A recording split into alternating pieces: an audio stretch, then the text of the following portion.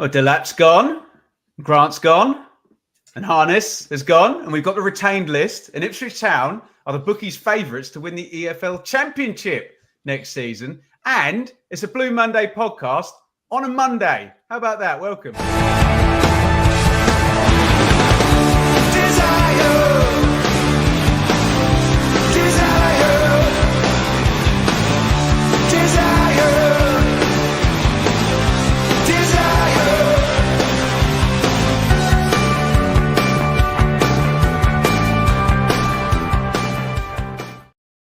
Welcome everyone in the chat. We can do like a ceremonial thing here, Craig, because I haven't spoken to you on the Flagship for a while. You can have the last word on the Premier League and then we shall never speak of it again. Are you glad it's all over? Can I use one of our colleagues' phrases to describe? As long as it's not one from David Diamond that is going to swear and get us demonetised. Yeah, no, it was fun while it lasted. But then it sort of tailed off somewhat, and then the less said about the end, the better. Yeah, there you go. Welcome to you, Craig, and welcome, Joe. And we are about to talk about Ipswich Town signing a player, him being really good for a season, making a load of money off him, and him going and signing for a Champions League club. Liam Delap, it's not been announced officially yet, but we think the medical is now done. And I assume the photographer is editing the pictures and they're about to do some plush announcement before this silly Club World Cup they've got. But Liam Delap out. First word on that from you, Joe. I think I took a bit of time to look back at some of his highlights this season and just to sort of remember the good times, so to speak. But he really had a fantastic season. I know there's a lot of talk towards the end of it about, I think when people knew he was definitely moving on, maybe the opinions of him changed. But when there's like a 5-minute video on one of the Sky packages of him scoring all his goals. And it's just like, yeah, he was a fantastic player. Some great moments, some great play. A player who looks like he's going all the way to the very top and he's taking a move to Chelsea now into the Champions League side. Going to head off to the Club World Cup rather than go to the Euro Under-21s tournament, which is a shame for me with my England hat on. But I think to try and get in the England World Cup squad, he's got to try and get in that Chelsea team first. And he's got Nicholas Jackson to get out of the way there. And there's also talk they're going for Hugo Ekitike. So he's going to have a tough job there. But yeah, it's a great move for him. Just a shame that whilst the fee, 30 million is a club record, we've doubled our money. I know there's a bit of that to go to Man City. You do just think, if we'd have managed to stay up or if we were selling him on the open market, you're probably talking double that fee. You are. Craig, before we talk about the implications for us and, good, bad, indifferent, how do you think he'll go at Chelsea? He's been in a massive club coming through at Man City before. So I'm not necessarily buying all this, he needs to go to a middling club where he's a big fish in a middling pond. You go, son. Go on, back yourself. How do you think he'll get on? Well, exactly that, Ben. Yeah, but going back yourself, I think it's interesting to read some of the Chelsea fans' thoughts about it. Some are quite excited by it, but then some of along the lines of, well, we've already got one quite young, raw striker on our books. Do we really need another? I think they're probably looking for someone with a little bit more experience to lead their line, and then Jackson can learn from them. But you've got two quite raw young strikers there now, who will just currently be vying for the leading position, but being a Champions League club, you might think that they'd probably want to go and splash a bit of cash and get a more guaranteed, shall we say, striker on their books. But from their perspective, sort of alluding to what Joe's saying, for 30 million quid, you can't not get the deal done, can you? And from Liam's perspective, the fact that it isn't £60 million means that they can probably bump up his weekly wage a little bit as well. So, it sounds like that Man United threw the kitchen sink at the negotiations to try and get him to go there. And maybe they were favourites, I don't know. But as soon as they lost that Europa League final, then that one fell out of bed. But yeah, for me, I'd said for the whole time, it was always Man United or Chelsea. They were the two teams with the longest running interest, the biggest clubs. And it's, I probably would have preferred to see him maybe get to Man United just from sort of soft spot point of view. I'd rather see Man United get back to something than Chelsea. They're not the most likeable club, are they, at times? But when you've watched them this year, they seem a very different club with this very young team. So yeah, it'd be great to show that we can develop players for that level, and hopefully he's sort of one of many that goes on to do that, and we can then sell ourselves to these sort of players coming through as well in that. And you hope as well, Ben, that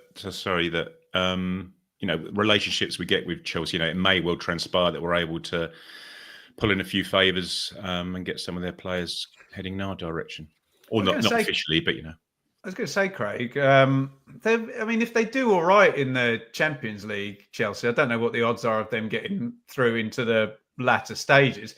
There'll be 50 plus games on the ticket for them to have minutes played for. So it's, it's not like he's going to be Calvin Phillips for us, is it?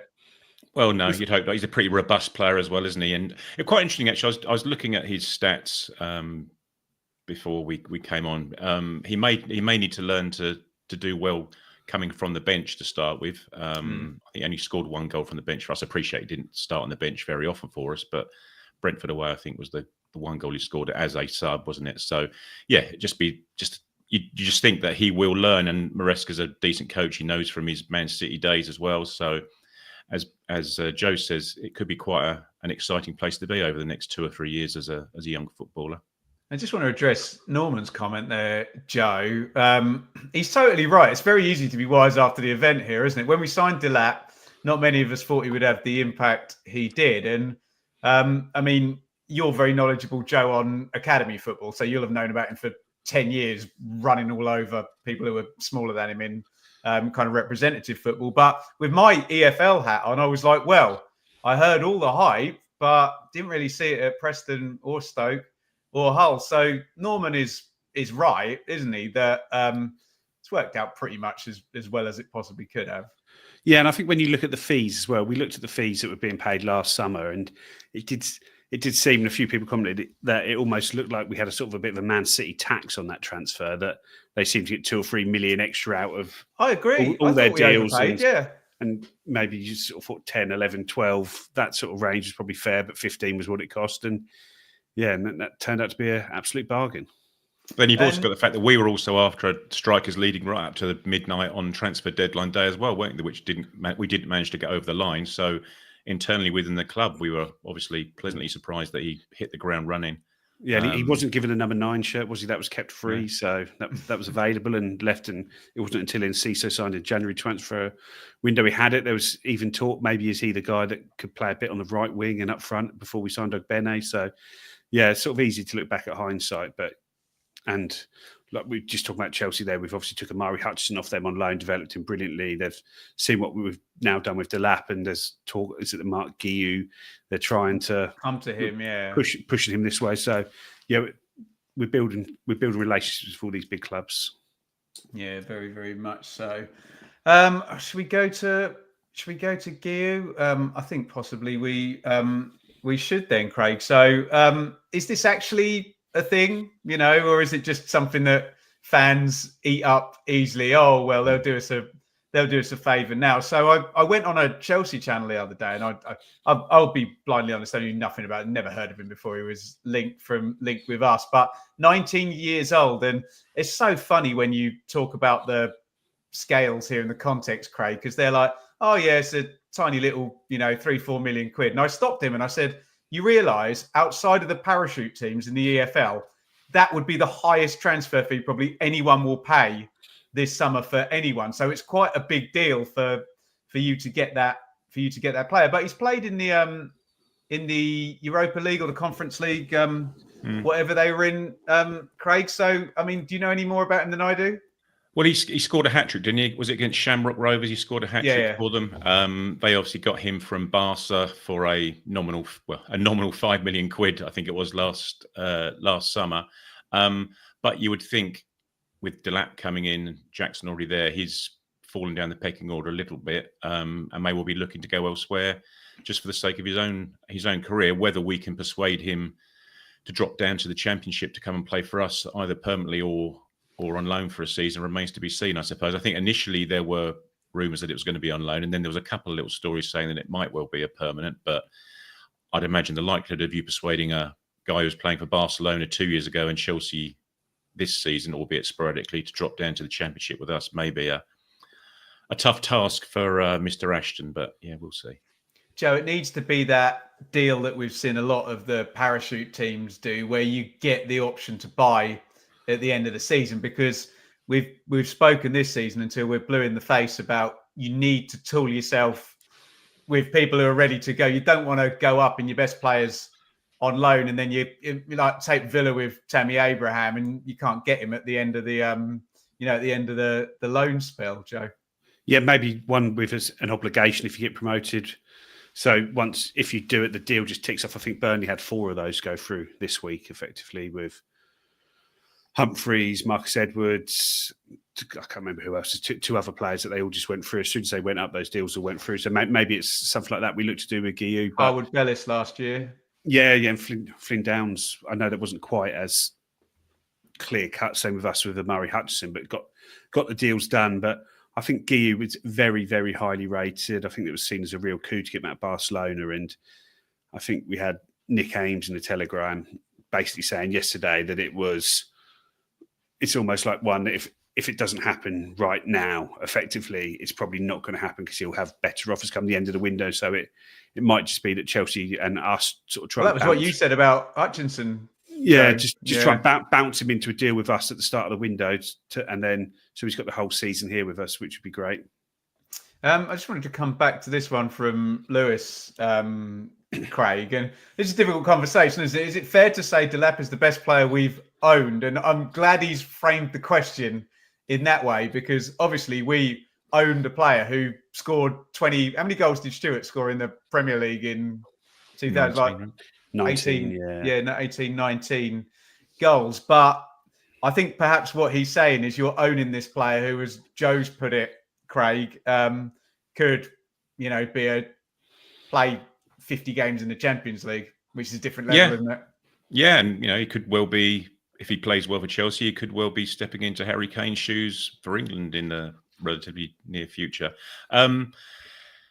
Best, I don't know. How do you constitute best? But yeah, he's probably got he's hit that. How do you do it? You just say Steve Whitten every time, don't you? And I just say Marcus Stewart every time.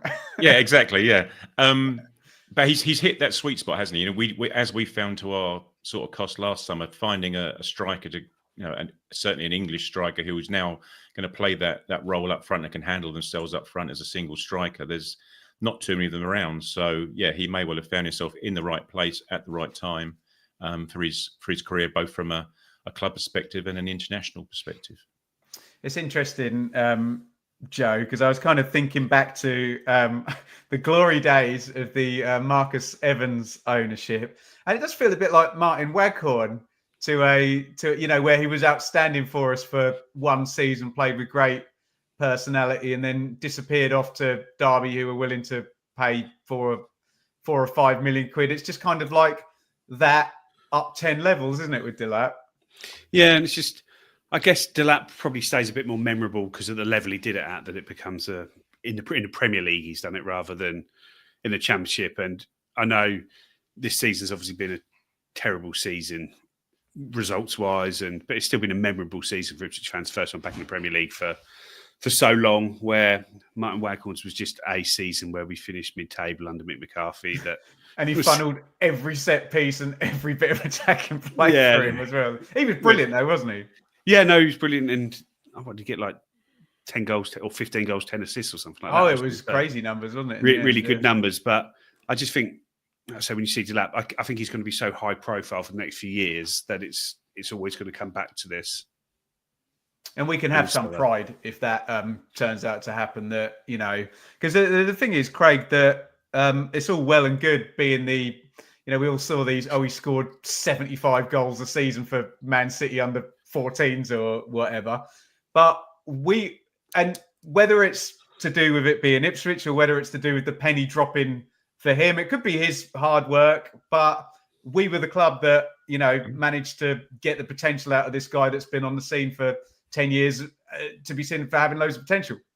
Yeah, exactly. Yeah, exactly that. We saw the potential in when it may be that the obvious high level stats and facts probably didn't back up the fact that he could have been a striker for Chelsea in a year and a half's time when we signed him. But yeah, we took a relative punt on the guy. Obviously, there was data to back it up. Even when we played Hull, we all remember the Kieran McKenna quotes and the changes to our team that we made with bringing Edmondson in just purely to mark him. So we obviously knew all about him and knew his strengths. And yeah, fair play to our scouting team. We do go on about the lack of maybe European and a bit more international scouting capabilities within the club, but you can't knock this one. And to Joe's earlier point about it, just shame that it had the clause in, etc. Someone in the Telegram, forgive me, I can't remember who it was, just said, look, you just need to think of it, get your mentality into the fact it was a season-long loan, yet we're going to make £12 million out of the season-long loan. And my mentality, Joe, is it was the best signing made by any of the 3 promoted teams. It's probably the best outcome we could have got on, how it looks now with the best player. We've got Reese is asking in the chat, Joe, what is the likelihood of us including a sell-on clause for Delap? I don't know where you go. You go from one Champions League team to another. I think he's going to be at Chelsea for a while, or be coming back down rather than going somewhere for 70 million quid, is he? But yeah, you'd hope that we've got some further bits to come, but we don't like know. Bonuses if he there scores. There was obviously a straight fee in the agreement, but I guess unless they pay that whole 30 million up front, which is unlikely, you might be able to negotiate some extra bits into it to allow them to help their cash flow out. I don't know. We're sort of just speculating a little bit here, but you'd hope we've got some form of sell-ons, bonuses, international caps, England, if we can get them, but we may not do. Who knows? Yeah, we shall see. So Liam Delap out. Thank you. Also, quickly with Chelsea, just sort of comes to mind. They're not adverse to just buying and selling players as part of just a trading operation. Yeah, true, yeah. Like, if you think Liam Delap's 30 million on I think you can only amortise their contract over 5 years. In 2 years' time, that means he's in the books at 18 million. And if they could get 80, they might be down some PSR hole that they need to just dig themselves out of it by getting a 50. I think there's a 10 on the training ground that they're going to sell to themselves for with the women's team, the stadium, the hotels. Quid, but you know what I mean? Chelsea are a team that might just need to sell one of their best players just to clear a PSR hole. Yeah, there we go. Right, let's move on from Liam Delap to Lee Grant, Craig, who's the Huddersfield manager. And the first thing I'll say is I've not been very impressed with.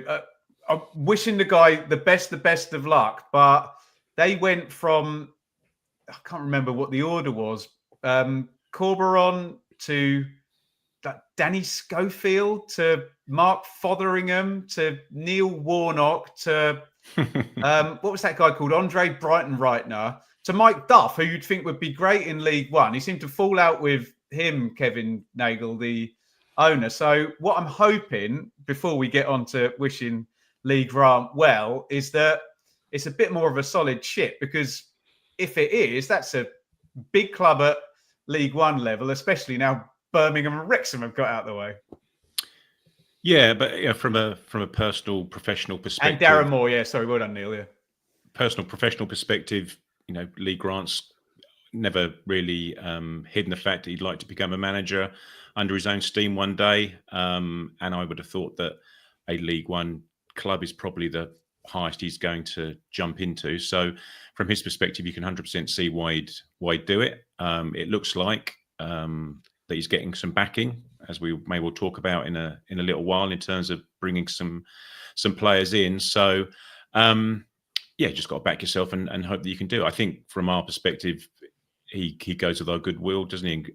He seemed to fit very nicely into the structure that McKenna had in place. He was someone that he wanted to get into the club from Manchester United, but there was obviously some clause in the contract which allowed him to go to a manager release clause, whatever you want to call it, football manager parlance. Although we did get a little bit of compensation, I think, as well. So I suppose from our perspective, it's down to who can come in and slot into the spot that's now in our coaching setup.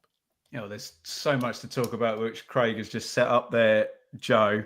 first thing I'll say in reaction, Joe, to what Craig has said, it's all well and good getting the back in, but if it's one of those owners, feels a bit like the one at Hull where they have a good crack at it every transfer window, but then you get fired if you're not up the table. I think has he signed quite a long deal, Joe?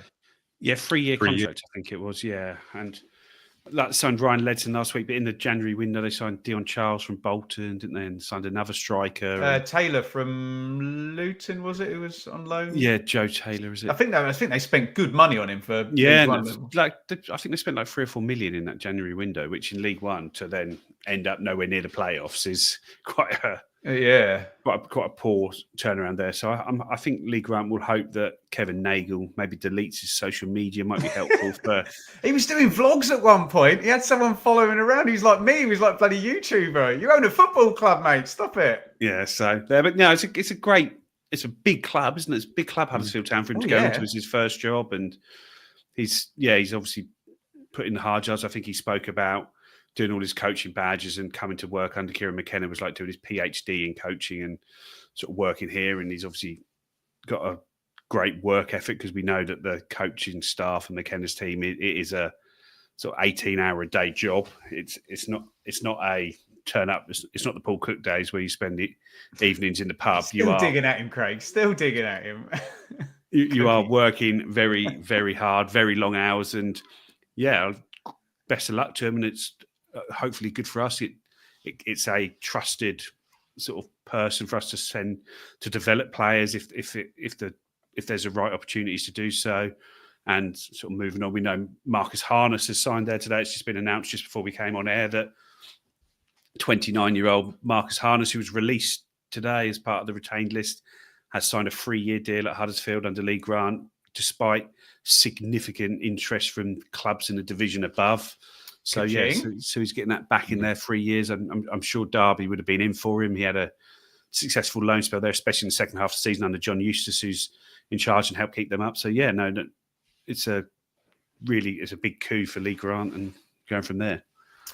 Craig, do you want to talk about what we do in terms of replacing him, or I'm interested in what type of manager he'll be, because if he's just done a stint under McKenna and it's as intense as Joe said, how can that not be what he tries to do for Huddersfield? You'd think he'd try and replicate the same thing. Was he with us when we were in League One, Lee Grant? Don't know. He did come later on, didn't he? Yeah, he was one of the. He was in the League One season. He was later edition, wasn't he? He didn't come initially, did he? He was but he was there for the promotion season, though. Was he there for that mad run at the end of the season? Well, so there you go. He's got that background, though, Craig. Yeah, and he was our attacking coach, wasn't he, as well? Famously, he was a goalkeeper who was an attacking coach as well. So, it'd be interesting to see who he takes along with him. I just had a little thought about wonder whether he'll take Elkan Baggott on loan for a season in League One. As we've renewed his contract, we'll wait and see whether he makes it into our squad. But he might be one that drops down to get a full season in League One, mightn't he? I imagine he'll get first refusal, Craig. Yeah, exactly. Yeah, absolutely. Because for the same reason, we're talking about us being perhaps a bed for Premier League clubs who can see what we've done in the past and know that they're going to get good value from us in terms of sending the youngsters to us. Well, we know what Lee Grant's like, so it could be a very easy, nice relationship to have in place, mightn't it? So what about our end then, Joe? Because one of the many things that irks me about the way football supporters babble on is this idea that you're really smart if you say, you see, manager, he's not the brains of the operation, it's the assistant. To which I always say to them, okay, so how did they split the workload then, and who did what? You don't know, do you? You're just trying to sound really clever by being a little bit contrary, aren't you? But could it be a loss to us? I mean, I would like to think that Kieran McKenna is so switched on and so knows and is across everything that you can bring people in and out beneath him. But what's your take?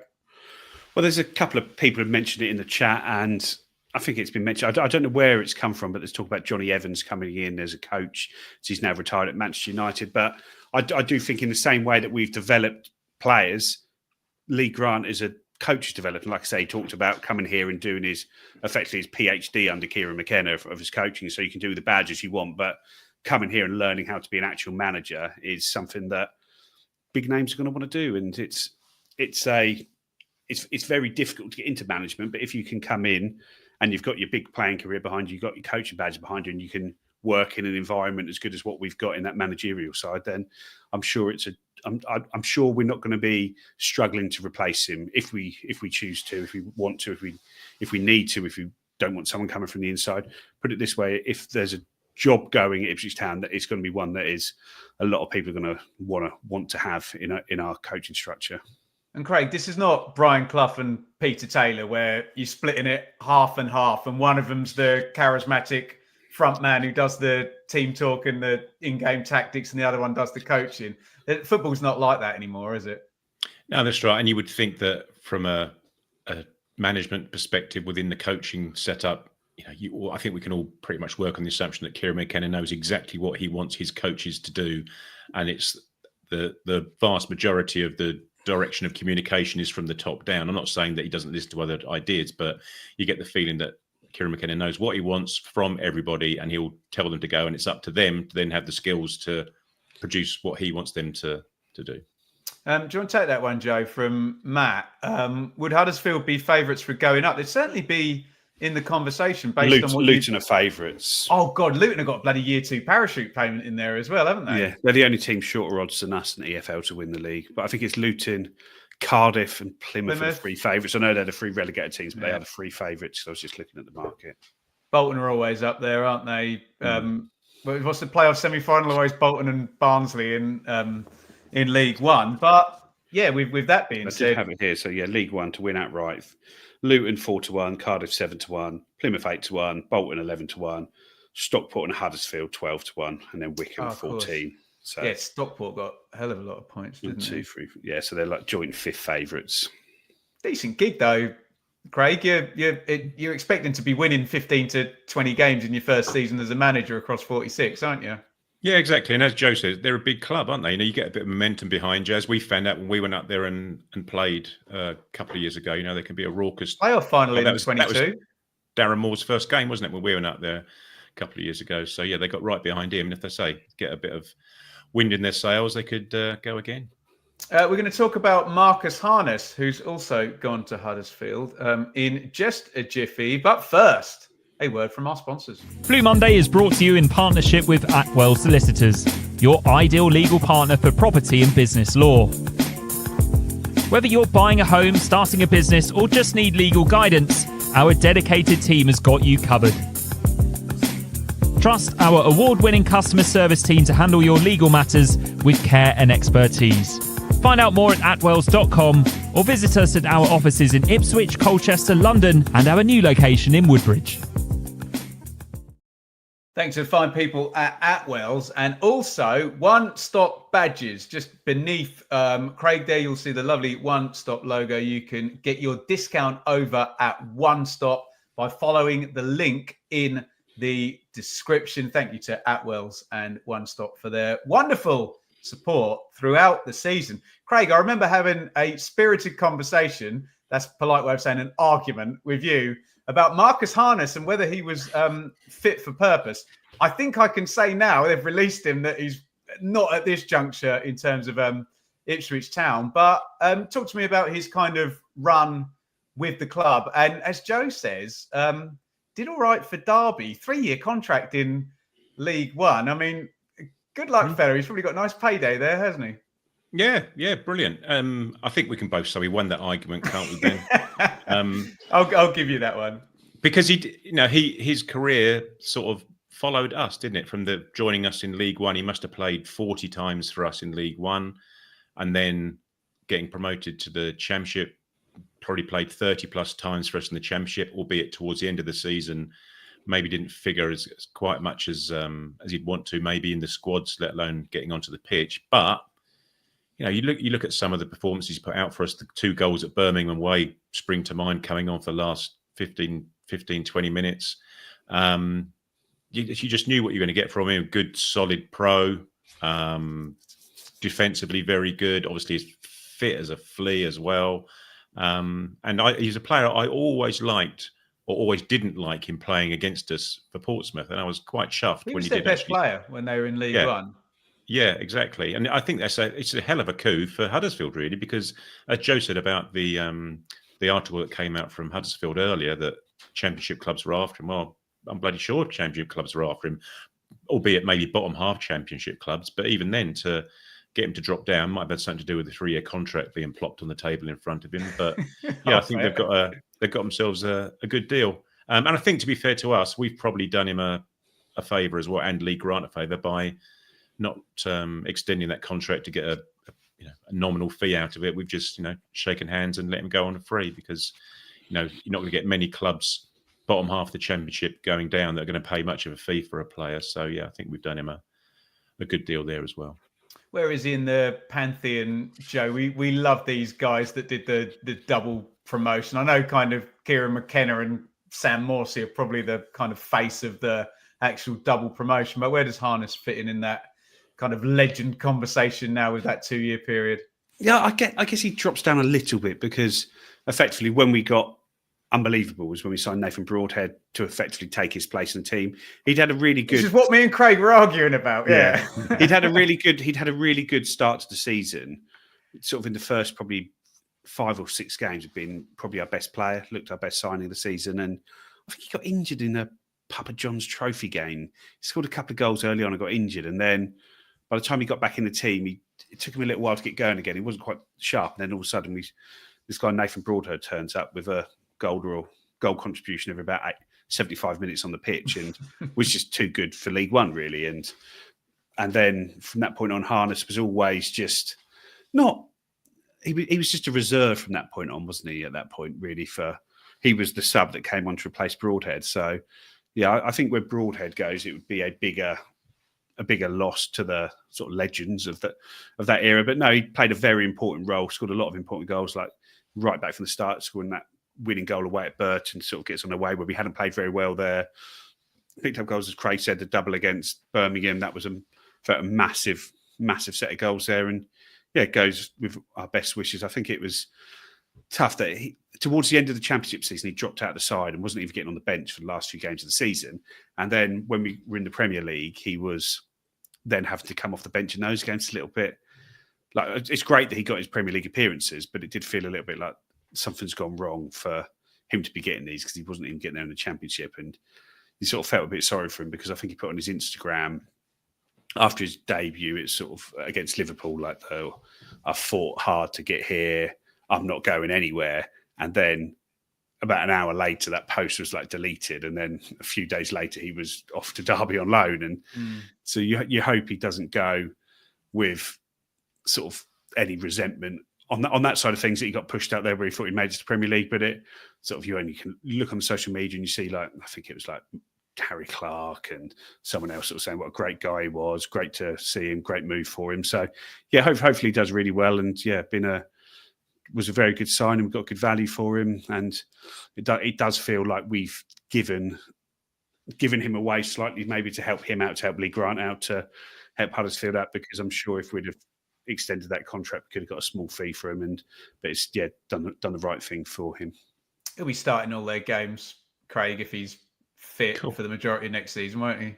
Yeah, he was starting the majority of games for Derby, certainly in the last couple of months, wasn't he? And very, very high up the pitch as well, if not striker, and certainly like the second striker, wasn't he?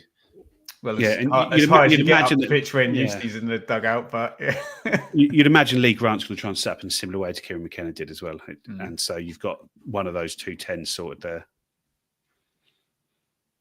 Absolutely. Right. We are going to look at the Johnny Depth chart now. So we were trying to figure out an Amber Heard pun. If anyone can come up with one better one than Joe came up with, which I'm not going to repeat on air, but we're going to have a look at the depth chart, and Craig and Joe are going to talk us through it, because we've obviously had the retained list and the released list, which obviously has facilitated this conversation about Marcus Harness, who then popped up already with all the press stuff done up with Lee Grant at Huddersfield. Craig, do you want to go first on this? Goalkeepers there: Walton, Muric, Palmer, and Slicker.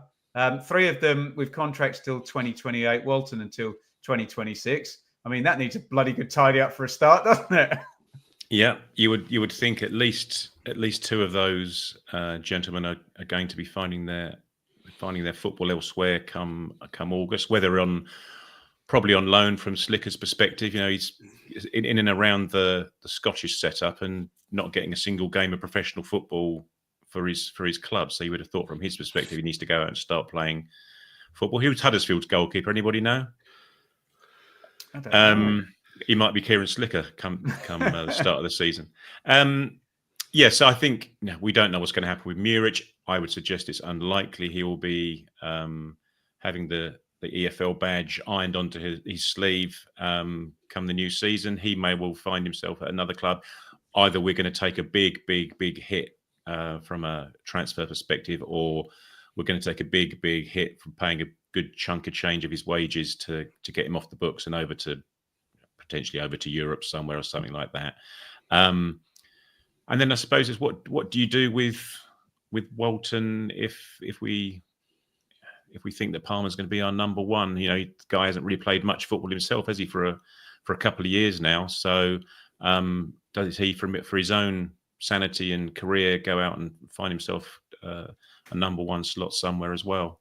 I think of all the positions in the team, that's probably the one that's going to have the most flux and movement in it. Yeah. Do you want to talk us through the defensive positions here, Joe? It said Axel Tuanzebe had been offered a new contract. Harry Clark there. What's the asterisk, Joe? Is that an option? He's got an option, yeah. So okay, that means we can move on that. But yeah, when you look across there, you've got, I guess, Axel Tuanzebe and Cameron Burgess are the two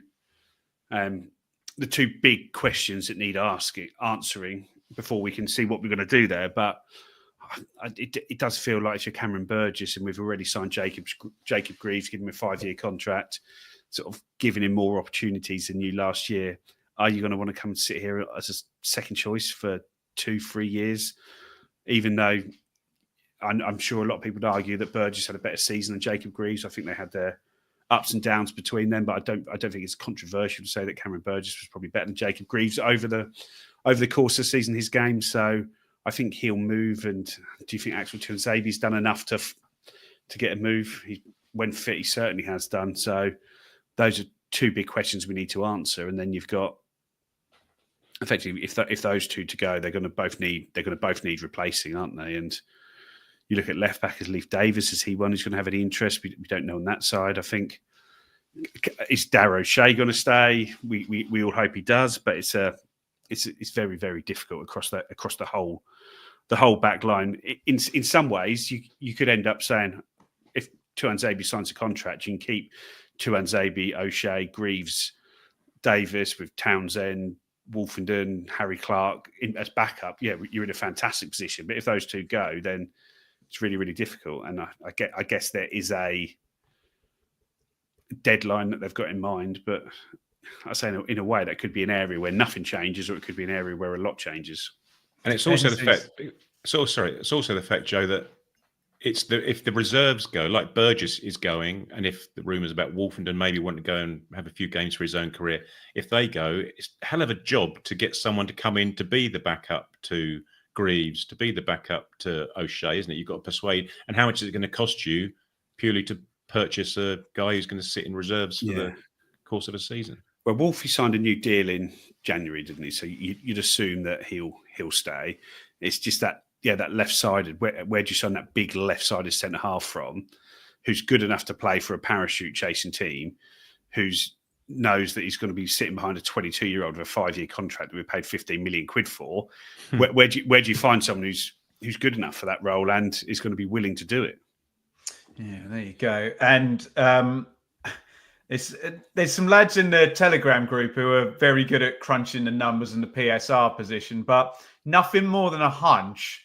Normally, parachute teams do 2 big sales, and I know Ipswich fans would probably want there to only be the 1 big sale, but it also depends if and whom the other big sale going out potentially is, because it could be in that area, as Joe's mentioned, with O'Shea and Davis involved there. Get your thoughts in the comments, by the way, guys. We'll try and rattle through quickly. Craig, just empty there. And loads of people are asking about Sam Morsey and lots of rumours coming out there today. So you can address them right now, Craig, so I can quiet the comments down a bit. But yeah, Joe said this months ago, that's where you're spending your parachute money, isn't it? Yeah. Just quickly on this, Craig, though. So on Team Talk, there's something posted by Fraser Fletcher half an hour ago while we were on air saying Ipswich Town captain Sam Morsey could potentially leave this summer, with sources exclusively revealing to Team Talk that the 33-year-old midfielder is open to a move to the Middle East and signed a new deal in the summer, but Ipswich are willing to let him go for free. So and he wants to explore the clubs in the Middle East. So it's just we don't know if that's true. That's posted by Fraser. We should have Rich on here, Craig. He loves transfer rumours like that, doesn't he? He's posted it under his own name, as with his byline with Team Talk. I'm not saying it's a bona fide 100% thing, but it's not someone in their bedroom sticking something on there. Go on then, follow that, Craig. Yeah, I think I'd want to explore my options in the Middle East if I was coming towards the end of my career and there was a couple of year contract being dangled in front of me. You said earlier, just a second ago, Ben, about most parachute clubs making 2 big sales. I don't think we'll be making 2 big sales in centre midfield. We've got no bugger left there to no, agreed. But now that's very interesting. There were some rumours, weren't there? I don't know, 6 months ago that Sam Morsey was potentially heading off to the Middle East for a swan song payday. But then you think, is this a bit lazy just because he's from Egypt? Yeah, a bit lazy, but it turns out it might actually be true, doesn't it? I don't know. Yeah, but you wouldn't think. I can't understand why we would be thinking about letting him go when we've got nobody left in the club to take his spot.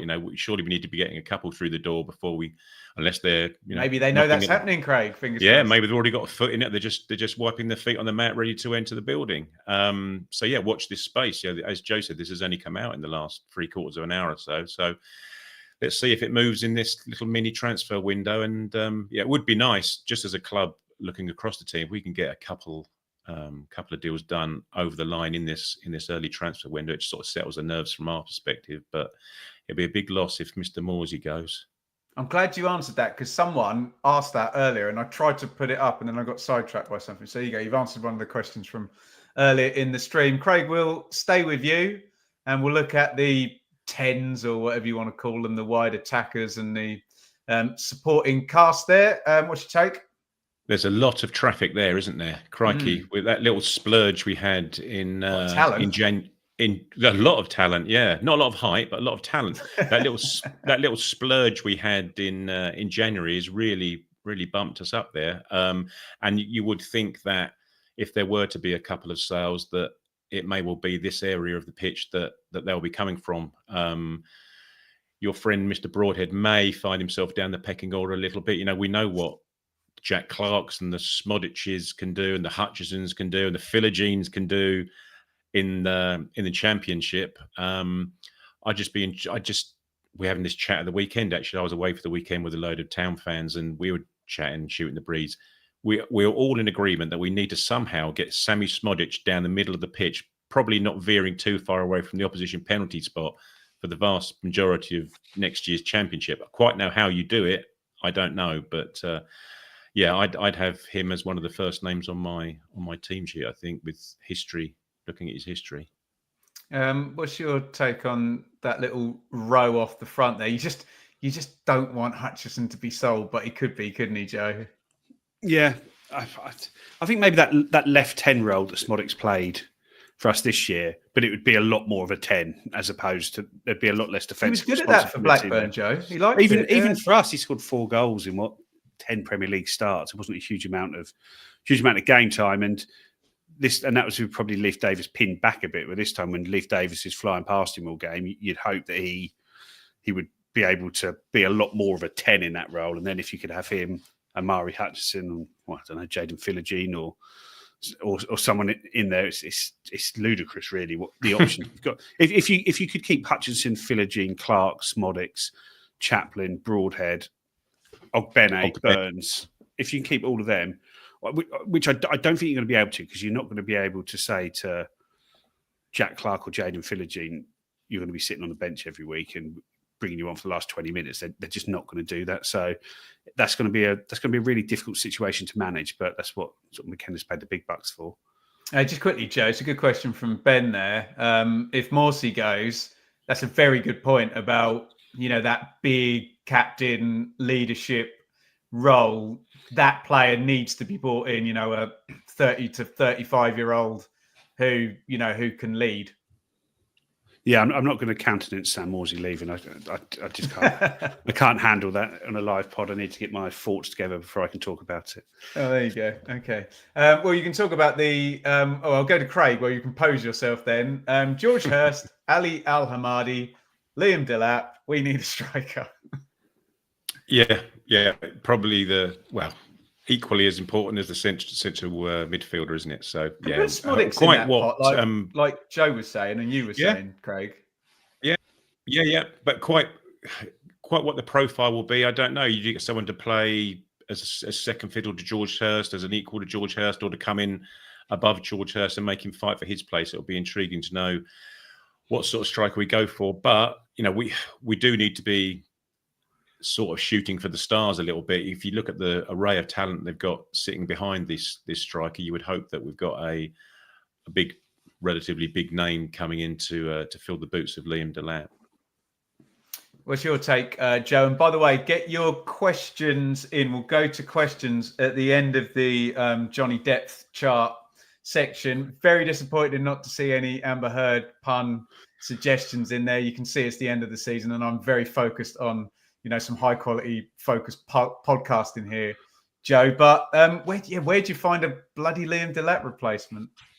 Well, I don't think you can replace him, can you? But George Hurst is an excellent striker. And if he can stay fit through the season, because I think there's a lot of talk that he's injury prone, but I think he's been a little bit unlucky with some of his injuries. The one he got during the season just landed really awkwardly at Tottenham away. Oh, Tottenham, okay. And less of the year before, he just sort of you could see it happening on a slippery pitch. He just went the wrong way. So it's not like he's not conditioning himself. He's been quite unlucky. So hopefully on that. But we've already been linked with Guiu. We've been linked with Mubama. Is it Devin or Divine Mubama, who's at West Ham?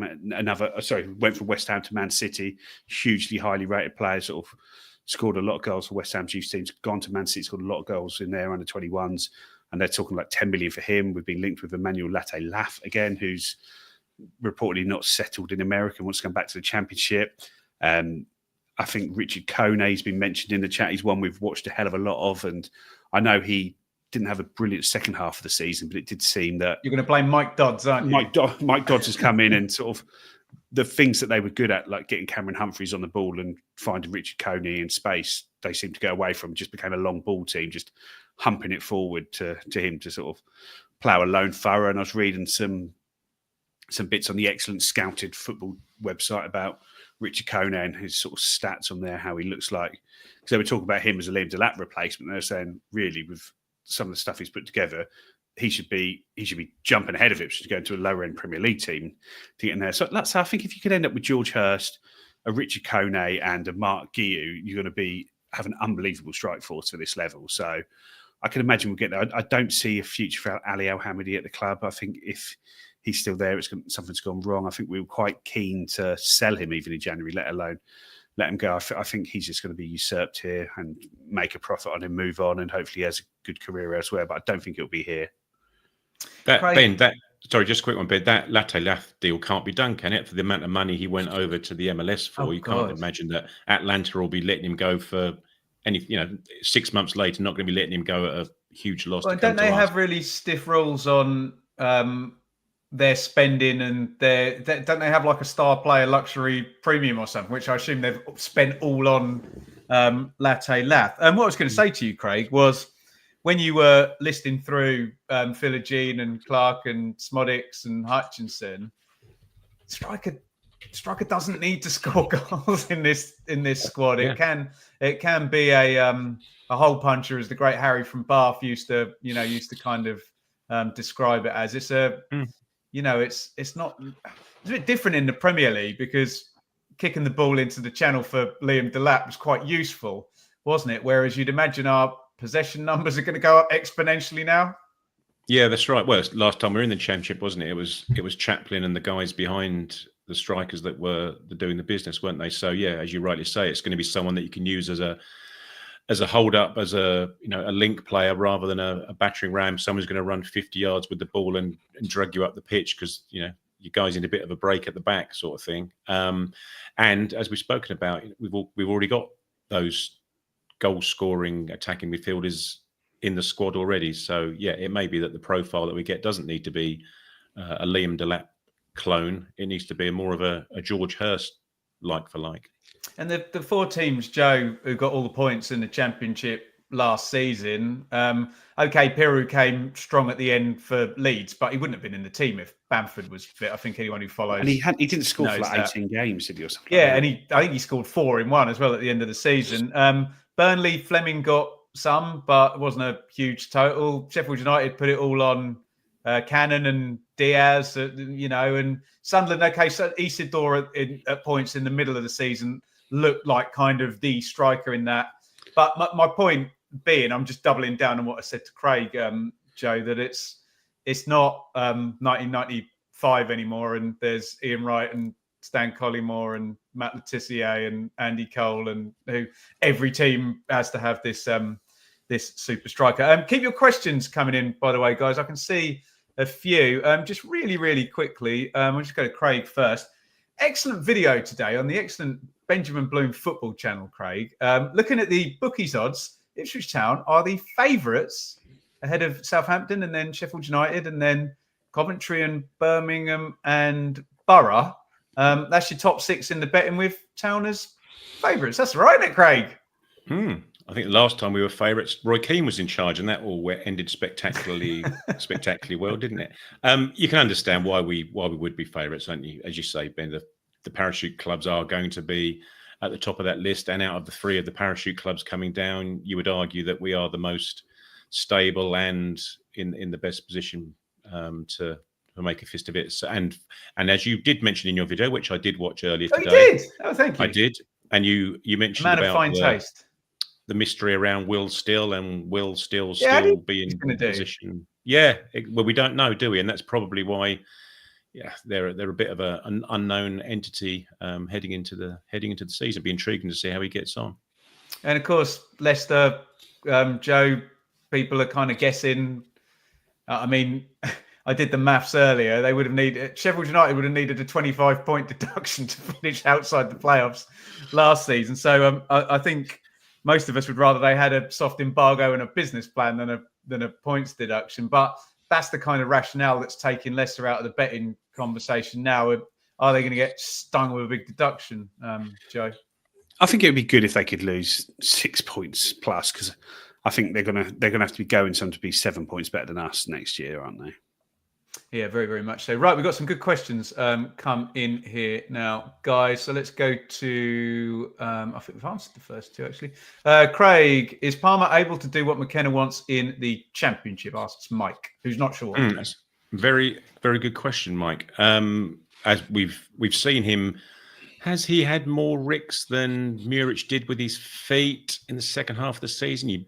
They probably didn't result in goals, but I can remember, 2 or 3 times where he's let the ball slip under his studs or he's kicked it out of play when he hasn't really been under much pressure. So, he's sort of more of an equal to Christian Walton, you suggest, with his feet, assuming that's what Mike's getting onto. So, crikey, but by the same token, we can't be looking to get another replacement goalie for a goalie that we signed 6 months ago, can we? I think we need to stick at. Well, yeah, true. Carl Rushworth, who was our number 1 choice last year, sounds like he's available this year. All right. So of those 4 goalkeepers we've got on our list, we're now going to get rid of all 4, are we? Well, and Craig, if Joe's got that happening, then we're definitely having another big sale going out to pay for that as well. Joe, Lewis asks, how worried are you about potential managerial vacancies at Brentford and Fulham? I suppose you throw in Spurs there as well, if I can hijack his question like I like to. Very, very worried, because I think that's our our biggest issue, our biggest problem that can go wrong between now and August is Kieran McKenna leaving. So you just hope that if those vacancies do come up, they're quickly filled with somebody else. But I'd say we don't know where his stock is. You'd imagine it's full, and you'd imagine it sounded like from how he was talking at the end of the season that he would be here definitely next season or this upcoming season. So yeah, I'll be glad when there's no vacancies of lower end Premier League clubs on the market. They're not lower end though, are they? That's the thing. They're mid-table Europe, looking for Europe. Well, I guess lower end is sort of 17th to 10th now, isn't it? Yeah, I know what you meant. But I think his stock's fallen enough to not have to worry about it, isn't it? And also, having signed a whacking great contract last summer, you would think that the cost to get him out of that contract may well be prohibitive, hopefully. Good point. Yeah, good point. And then that goes into PSR conversation. I remember Chelsea were going to fail PSR because they sacked 2 managers and it cost them 60 million quid or something. Monkeys into darkness, Craig. We'd never heard of Liam Delap before we signed him. So his replacement is probably someone we've never heard of. Yeah, maybe. Who is a bang average under 21 winger, pulling up 0 trees. That'd be a fine thing, wouldn't it? Monkeys into darkness is underestimating Joe Fair's encyclopedic knowledge of academy football. He'll have heard of him, but I won't, Craig. No, but as I said before, it may well be that we're not looking for a Liam Delap clone at this juncture. It may well be that we're looking for a George Hurst clone. That's such a good point, Craig, because you can't get that player in the Championship, and if you get promoted, you then have the money and the luster to do the deal. And if you stick Sammy Smodics in at number 9, who scored 27 goals for Blackburn last time, get you up. Do that deal next summer. Yeah, really good point. Really good point. Joe, does Cameron Humphreys get in the team? That'd solve the central midfield issue, wouldn't it? I mean, I don't think he'll be a regular starter for us next season, but I think he will definitely be given every opportunity to impress throughout the pre-season with a view to staying here for the year, as opposed to just being sent straight back out on loan again. And I can see a way where he starts 15, 20 games for us next season over the course of it. Maybe in the 10 role, in the midfield role, maybe covering at left back for Leif Davis in that role. Don't really know, but he's a player that's obviously got an attitude and ability and engine that Kieran McKenna loves. So yeah, there's a way he does. But I think if we're sort of talking at the end of the transfer window and Cameron Humphreys is starting in central midfield for us, I think you think something's probably gone wrong with what we've intended to do recruitment-wise. Yeah, right. Craig, do you agree that odds of 9-2 for us to win the league represent poor value at this stage? I think we can probably all agree with that, but we'd all cash the check if that does come in, wouldn't we, Craig? Well, exactly. It depends. Yeah, if we win, then 4.5 to 1's quite good odds, I suggest. We don't know, do we? At this stage of time, it's pretty much the 3 relegated teams are at the top of the odds, aren't they? And then, arguably the two of the 3 that came up are probably at the lower end, plus Oxford or where it happened to be.